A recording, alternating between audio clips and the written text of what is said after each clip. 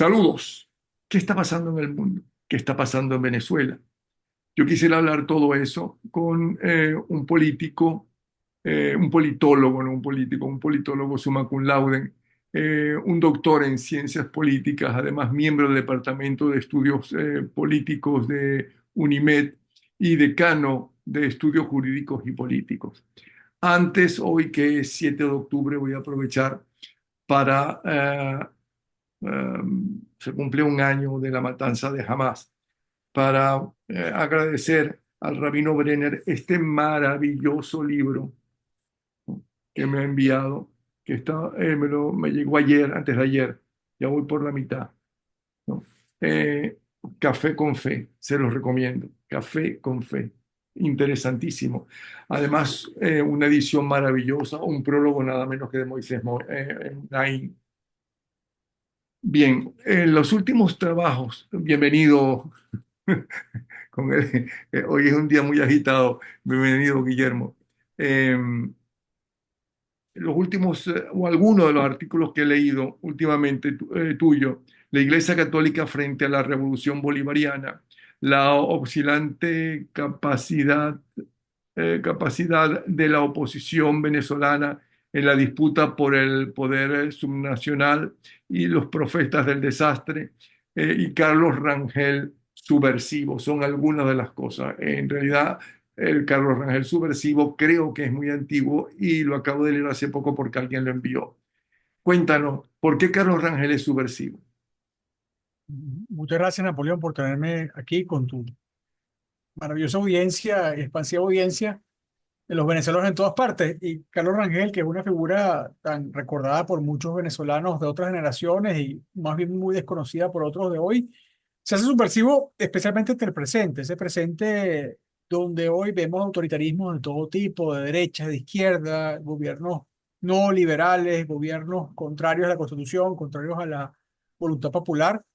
Entonces, subversivo en ese sentido, es alguien que creía que era posible tener una sociedad de libre mercado, una sociedad de libertad económica, de progreso, pero también una sociedad de respeto a los derechos humanos, de la voluntad popular del soberano representada en partidos políticos. Era optimista en ese sentido, pero a la vez sacudido y advirtiéndonos contra los autoritarismos que en ese momento que se presentaban, eran las alternativas a las democracias, las muy escasas democracias latinoamericanas, en la alternativa a las dictaduras de derecha, tus Pinochet, tus Videla, tus juntas militares de coroneles, generales y almirantes.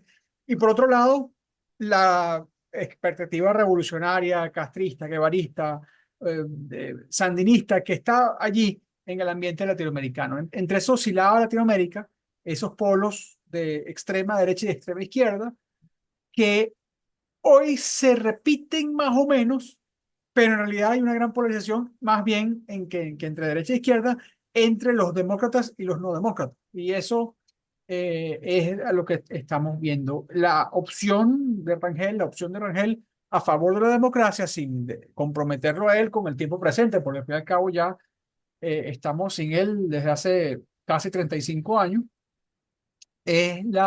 fue siempre la opción de la democracia liberal como Occidente, como en Europa, como en Norteamérica, y pensando, y es lo más importante, pensando que América Latina era perfectamente capaz de hacer esto, que eran algunos elementos culturales y algunos elementos estructurales que nos alejaban de eso, pero más las estructuras de poder que existían, en lugar de ser aquellos, alguna especie de tara racial, de atavismo, no, éramos perfectamente capaces de tener una democracia y lo demostramos. Es decir, había sistemas democráticos en América Latina de los cuales Venezuela era una muestra.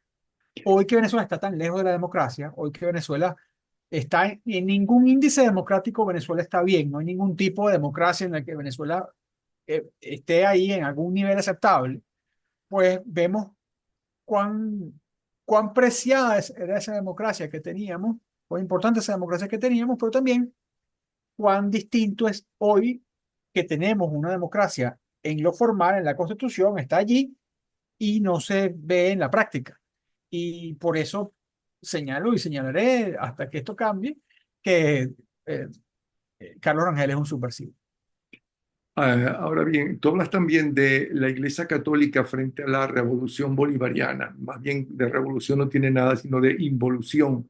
Pero bueno, eh, ¿cuál es la posición de la Iglesia Católica? Porque no la Iglesia Católica, pero sí el Papa está sumamente cuestionado.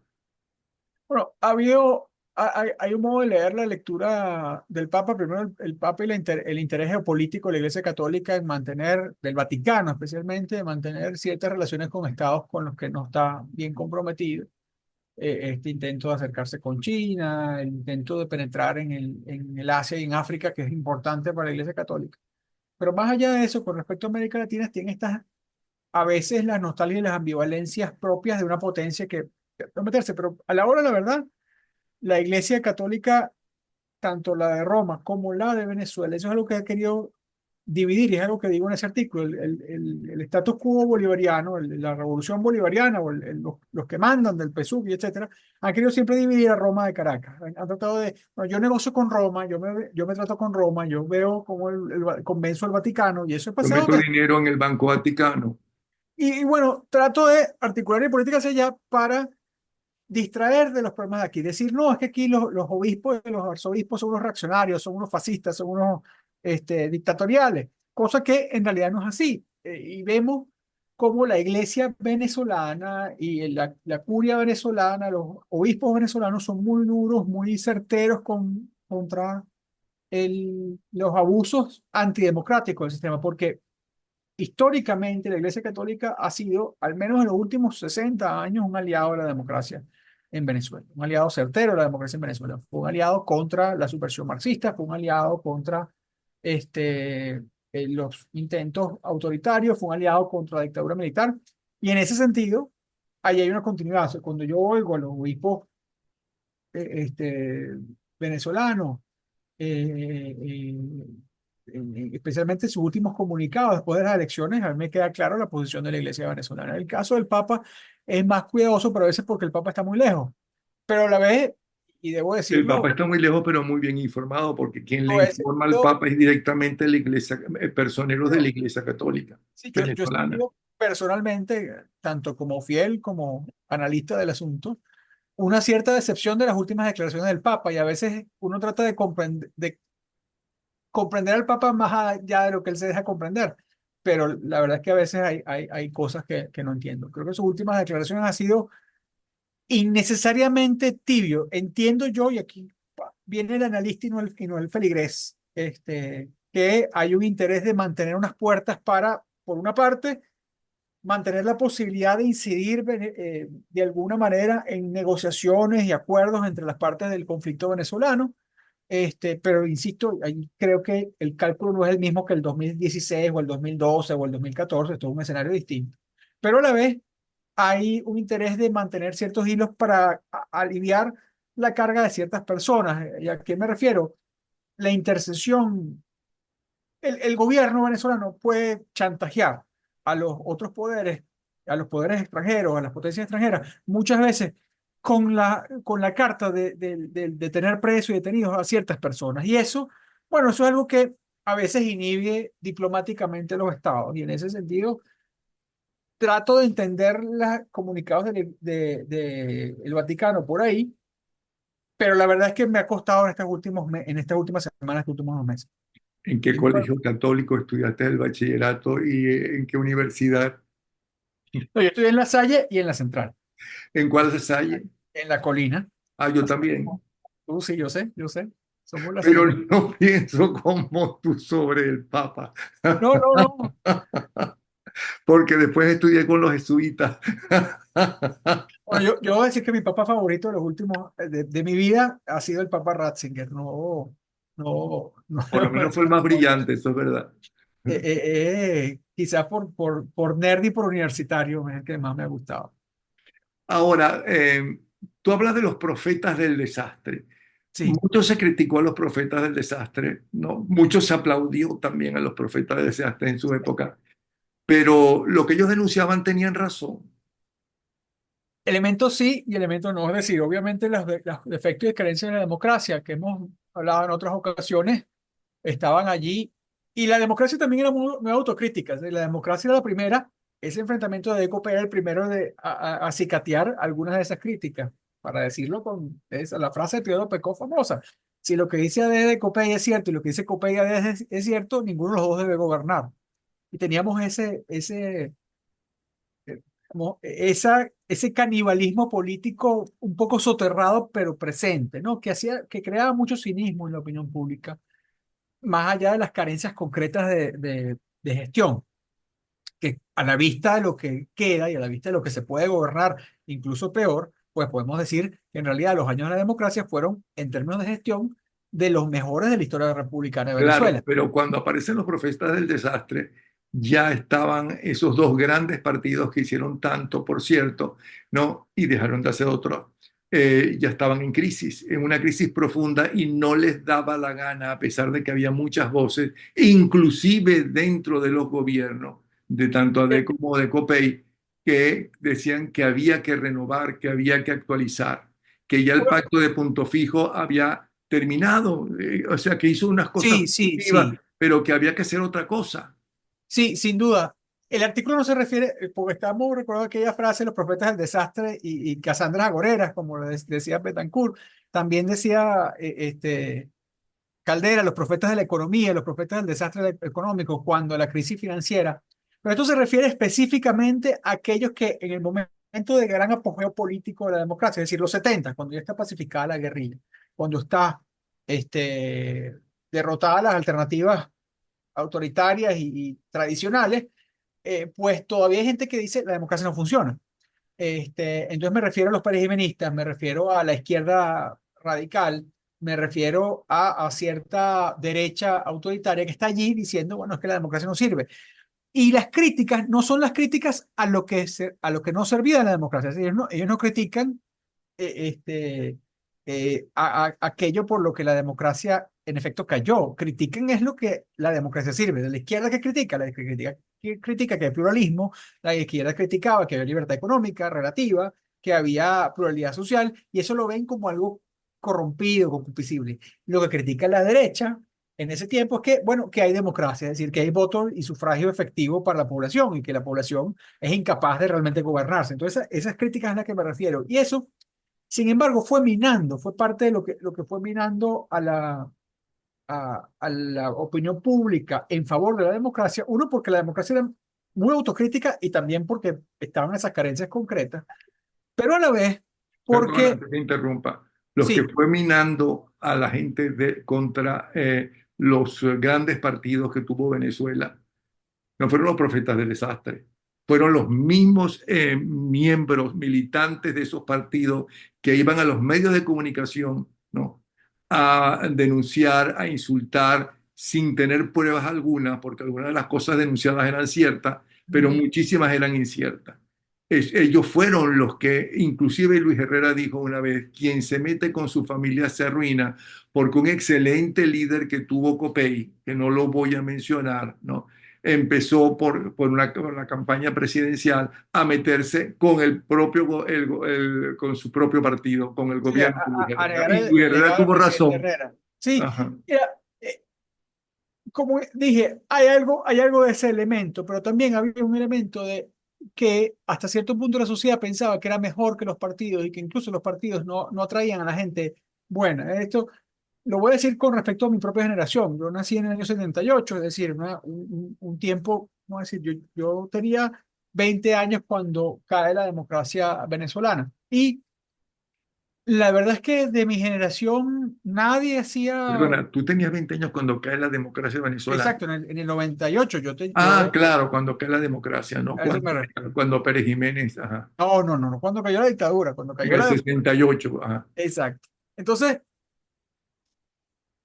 nadie de mi generación, ninguno de mis compañeros de universidad, ninguno de mis compañeros de colegio, y eso que yo estudiaba ciencias políticas, queríamos estar en los partidos políticos. Veíamos los partidos políticos con enorme distancia. Ese servicio que luego cambió. Las juventudes, hay gente de esa juventud de partidos en los años 2000, en los años 2010, actualmente, son nuevas generaciones de políticos que han atraído algunas de las mejores personas de su generación. Pero eso no pasaba en las generaciones de los 90, de los 80, que se iban alejando de eso. Y a la vez tú lo dices muy bien, los propios partidos acabaron en sí mismos con ese canibalismo y esa crítica mutua. Pero también la sociedad se pensaba, bueno, los partidos eran algo como del pasado, eran atávicos, y en eso influía hasta cierto punto parte de esta crítica a la que estamos diciendo. Por eso digo yo que son profetas, están anunciando el cinismo que va a venir. Y eso fue para mí muy poderoso verlo. Eran gente que, aun cuando la democracia parecía estar dando resultados, y resultados en términos del continente, en términos del contexto, había gente que todavía decía, esto no servía. Esos argumentos también socavan parte de la identidad democrática. Por supuesto, eran usados mutuamente. O sea, si alguien usaba, vamos a decir, las críticas de Ular Pietri, que hablaba contra uno de los gobiernos, el otro partido lo usar, mire, hasta Ular Pietri lo está diciendo. Si alguien usa a la izquierda, mira, hasta la izquierda lo está diciendo. Bueno, era típico y común. Y es un resultado lamentable de esa época, ciertamente. Ya antes de hablar del presente, tú tienes otro artículo que es la oscilante capacidad de la oposición venezolana en la disputa por el poder subnacional. ¿Qué significa eso? Sí, bueno, es un artículo más exactamente científico, los otros dos son más históricos y de análisis político, este es más de ciencia política, vamos a decir, pura y dura. De hecho, hacía mucho tiempo que yo no usaba matemáticas, está hecho con unos colegas que trabajan muy bien el tema electoral y las cuentas. Los politólogos tenemos algunos elementos matemáticos importantes. Yo durante muchos años los tenía ahí puestos, y ahí están María Jiménez, Juan Manuel Traqui y Estefania Vital. Hicimos este trabajo sobre las elecciones regionales del 21, pero además ¿por qué la oposición, cuando no iba unida, salía peor? En realidad estábamos demostrando con números y con casos concretos lo que todos sabemos, vamos a decir en la práctica, que cuando la oposición va coordinada y unida, gana. Ahora, ya eso es un tema que hasta cierto punto ha pasado. Hemos demostrado eso en los más grandes escenarios, lo demostramos el 28 de julio pasado, y la verdad es que pese a esa victoria, pues ha habido el arrebato electoral que hemos visto en las últimas semanas, ¿no? Y ese arrebato electoral, por supuesto, pone en tela de juicio la posibilidad y la herramienta la apelación a la elección como herramienta de cambio político. Y es sumamente serio, porque la población no tiene grandes herramientas distintas a la elección. Y a nosotros nos ponen un gran compromiso, no solo a nosotros los que estudiamos la ciencia política, a nosotros como ciudadanos venezolanos. Pero el hecho de que ya el mundo entero, ¿no? Hasta la Fundación Carter, que siempre estuvo viendo aparentemente con buenos ojos toda la época cuando participaron todavía, en el gobierno de Hugo Chávez en las elecciones Sí, y demás, y la OEA, ¿no? Ya tienen justamente las pruebas del triunfo de los luchadores democráticos de Venezuela, ¿ok? Que yo no lo llamaría oposición, sino luchadores democráticos de Venezuela.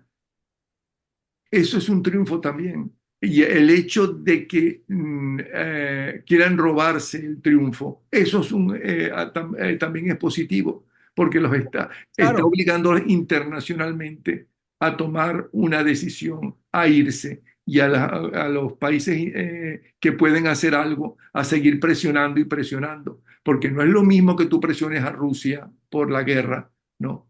Que tiene mucho más poder, ¿no? Y tiene aliados tan poderosos como China y demás. A veces son aliados, a veces se odian, los chinos y los rusos, que a Venezuela. sin duda, pero más allá de las presiones, lo que hagan los otros estados, esto deja, por una parte, es que es muy difícil el alivio de esas presiones, pero además el alivio general de relaciones. Por un lado, porque va a ser mucho más difícil, no es lo mismo que fuese una elección cerrada, una elección discutida, a una elección indiscutible que simplemente robada. Eso aquí queda palmariamente claro. Pero además, es tan importante lo que ocurrió que justamente el centro de la represión se ha dedicado en los últimos meses, en las últimas semanas, a callar ese hecho. Es decir, ha ido contra las estructuras populares de protesta, ha ido contra las organizaciones de base de los partidos en las comunidades, los famosos comanditos, que es hoy la palabra demonizada por el gobierno, como si los comanditos fueran ¿Y qué comanditos otra guerrilleros, cosa qué sé podría yo. hacer si es una dictadura? No, claro, pero está en eso, y a la vez lo hace como no lo había hecho antes, está dirigiéndose a esas cosas. Fíjate que no hay ningún sector de los luchadores democráticos, de partidos, de sociedad, que no esté afectado en estas últimas semanas. Ninguno, ninguno, ninguno. Yo deseo y aspiro que hasta cierto punto no venga de nuevo cuando se prolongue o si no se logra la victoria interna que tiene toda la demanda social, empiecen las recriminaciones, empiecen los hechos, empiecen los señalamientos, porque somos ese instinto caníbal, ese instinto cainita que no, bueno, que acabó con la democracia, que ha acabado y ha afectado mucho los intentos unitarios de los últimos años, también nos afecte ahora. Tenemos menos razones, porque ahora no hay ningún bloque social y político venezolano distinto a los que están en el poder que realmente pueda decirse que está dudoso en todas las clases sociales, en todas las regiones, en todas las organizaciones uno puede ver, hay 7 de cada 10 adultos venezolanos y posiblemente más, si no fuera por la presión electoral y por todos los controles, posiblemente más, estarían a favor del cambio político en paz. Eso es lo que ha mandado la población. Si eso no se cumple, por supuesto, se abren las avenidas, se abren las posibilidades, algo que no quieren los venezolanos, que es un, un despliegue y un despertar de un tipo de acciones que no corresponden a esa petición. Corresponden en el sentido último de querer el cambio, pero que muy posiblemente sean lo que quiere provocar el gobierno, ¿no? Un levantamiento armado, etcétera, etcétera.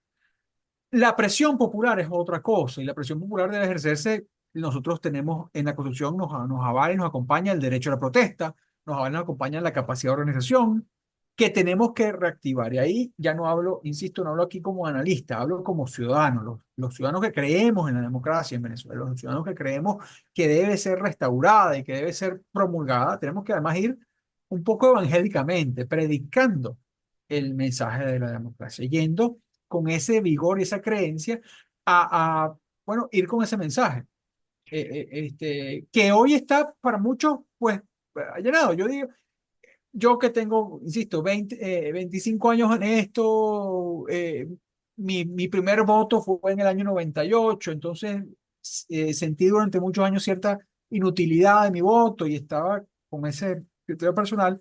Ahora que tengo la expectativa de que finalmente la mayoría social ya durante muchos años se ha consolidado hacia la idea del cambio, no la voy a abandonar. Pero ¿qué pasa con ese joven que hoy tiene esa oportunidad, tuvo la oportunidad de votar y su primera elección, que no tiene el trauma del 14, no tiene el trauma del 12, no tiene el trauma del 17, no tiene el trauma del 2004, que fue tan doloroso para millones de venezolanos? Ve ese voto, ve que ganamos con esos márgenes por primera vez en la historia en mucho tiempo, aunque ya habíamos sido mayoría, pero una mayoría más estrecha. Esto es una mayoría amplísima en todas las regiones, en todos los sectores sociales, y de repente se lo roban. Y esa es su primera experiencia democrática. Eso es muy duro, porque además siente, bueno, yo no tengo nada que perder, yo me voy. Para muchos venezolanos, desde los más humildes a los más aventajados, la decisión de irse está a la vuelta de la esquina. Y eso es lo que en muchas medidas quiere estimular el status quo, quiere estimular que Venezuela se achique para, uno, hacerla más fácil de dominar y dos, tener menos presión interna. Y eso es algo que no podemos permitirnos los venezolanos. Ya hemos sufrido demasiado con la diáspora, ya tenemos demasiados venezolanos en el extranjero, venezolanos que además tomaron una decisión valiente, racional, de luchar por su vida y por su libertad en otras latitudes. Los que estamos aquí no podemos abandonar esto, no podemos abandonar esto. Por algo que dijiste hace unos minutos, ¿no? Sobre la democracia, tú como democrático, como demócrata no quieres tal cosa. ¿Tú piensas entonces que el, el pueblo italiano, cuando colgó patas para arriba a Mussolini y a su amante, no querían la democracia y no añoraban la democracia? O cuando mataron a Ceausescu, esa gente no creía en la democracia, no eran demócratas. ¿O es que estaban hartos y eso se llama justicia popular? Pero justamente lo que señalé es que hay instrumentos que la población quiere hacer llegar al poder pacíficamente. Eso, Este, eso es lo ideal. Yo creo que eso lo querían los eso es lo ideal. italianos, Eso es lo lo querían ideal. los, todo, Eso es lo todo el mundo ideal. lo quería. Es que no me voy a ir a esos ejemplos porque tengo un ejemplo venezolano. Tengo un ejemplo venezolano. El mariscal Falcón, y en ese momento no mariscal, era general nada más. Cuando llega a Palmasola y hace su proclama iniciando la Guerra Federal, el conflicto más grande de la historia de Venezuela hasta el tiempo contemporáneo. Esa guerra, que fue terrible, la inicia diciendo al final de su proclama, el problema de siempre es el siguiente, el pueblo quiere y no lo dejan elegir. Entonces no tenemos más remedio.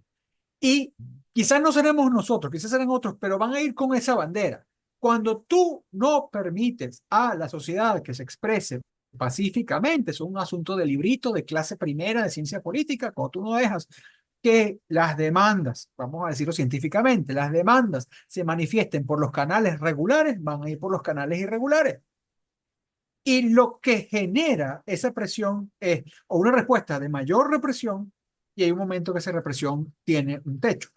Eso es lo que se presenta en las posibilidades venezolanas y lamentablemente la decisión del Estado venezolano, que es una decisión de todos los poderes públicos, apunta hacia presionar a la sociedad en ese sentido. La sociedad quiere la democracia y la va a buscar. ¿Cómo la va a buscar? Bueno, Veremos.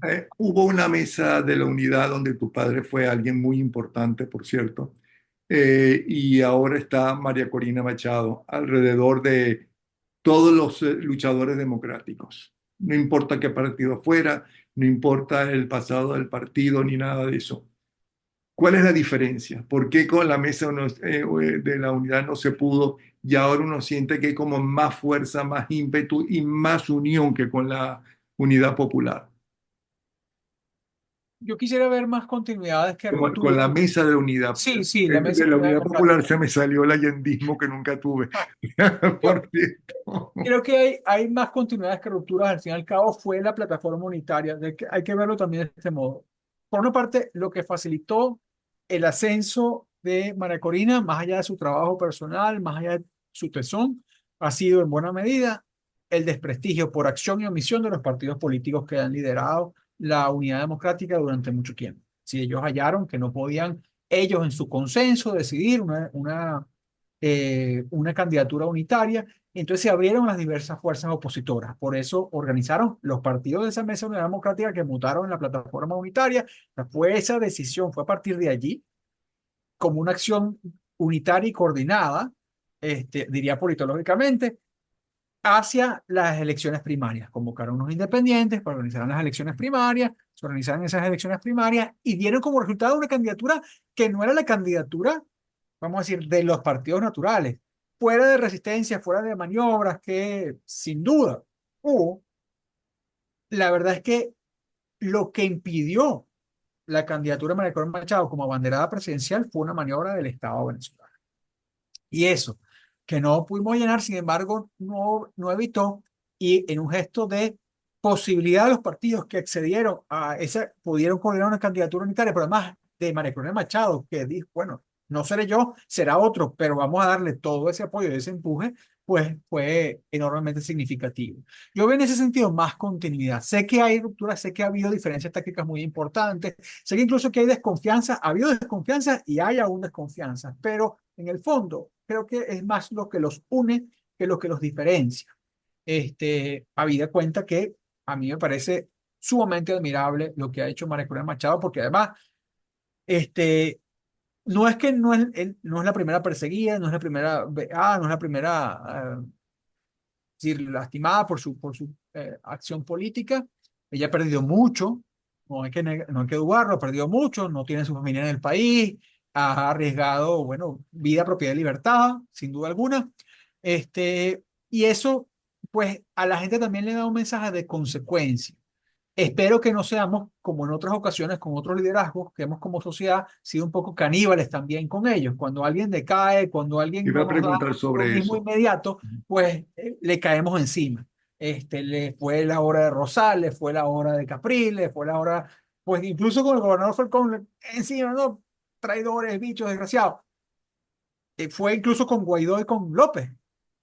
¿Por Y qué? casi con, bueno, uno, por el drama que vivimos. El drama que vivimos nos lleva a desear la resolución de esto y cuando eso no se da tenemos esa decepción.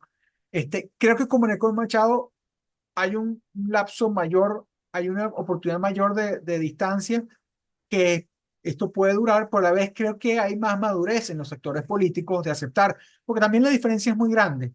Eh, Nunca hubo ese predominio de los otros líderes no tuvieron ese predominio, esa ascendencia social que ha llegado a tener María Corina Machado. Es decir, le lleva varios cuerpos de ventaja a los otros, vamos a estar claros en ese sentido, eso es una diferencia importante, que creo que ayuda a que eso se debilite al menos en otros sectores que pueden ir por otras vías. Ahora bien, creo que, por supuesto, que hay un enorme riesgo, pero es un riesgo que también prefiero tener. Es decir, yo prefiero contar con el liderazgo carismático de una figura como María Corina Machado. El carisma puede ser positivo, eso es algo también lo vemos en ciencia política, quizás desde el derecho no se ve igual, pero de la ciencia política vemos el carisma como un elemento positivo, un elemento potencialmente positivo, tan negativo como positivo.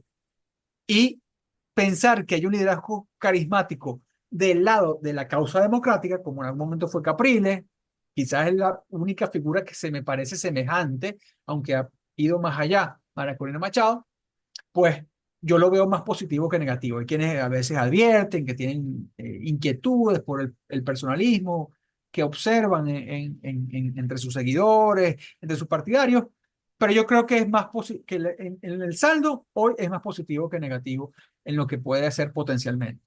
Y espero que no seamos duros y crueles como hemos sido con otros. Una parte, el éxito resuelve siempre eso, por una parte. Pero por otra parte, creo que tenemos más madurez por lo que hemos enfrentado. Es decir, la decisión de cada venezolano de votar, pese a todos los riesgos, pese a todas las dificultades en esta última elección, esos venezolanos, no venezolanos como yo, es decir, yo soy públicamente partidario del cambio, yo durante mucho tiempo lo he sido, yo no, mi trabajo no depende de ese voto, pues yo voto con relativa tranquilidad. Pero el venezolano que vive en comunidades amenazadas, vive en situaciones precarias, que vive en gran vulnerabilidad, pues dio un paso valiente hacia ese sentido.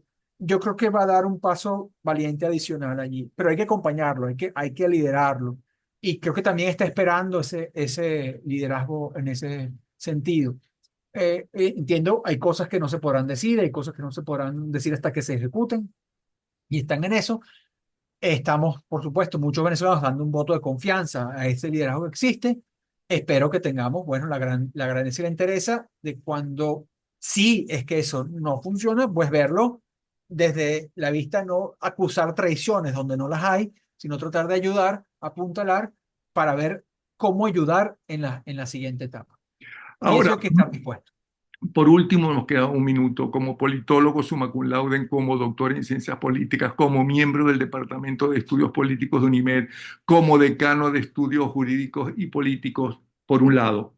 Por otro lado, por tus relaciones con otros estudiosos como tú, por tus relaciones con tus estudiantes que vienen de la calle y que tienen otro estatus diferente, muchos de ellos al tuyo, ¿ok?